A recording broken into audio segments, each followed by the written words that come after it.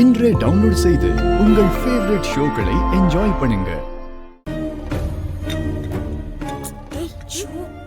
முதல்ல இட்லி எடுத்து வைக்கணும்.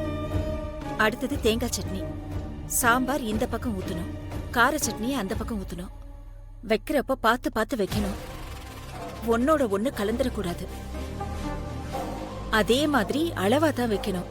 அவங்க சாப்பிட்டதுக்கு அப்புறம் இன்னும் வேணுமான்னு பக்கத்துல நின்னு கேட்டு கேட்டு பரிமாறணும். புரிஞ்சுதா? சரி. வை.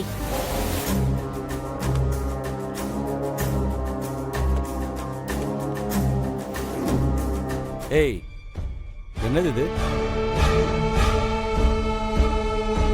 என்னங்க, என்னாச்சு? பாரு. ஐயோ, முடி. இது ஏதோ தெரியாம விழுந்திருக்குங்க.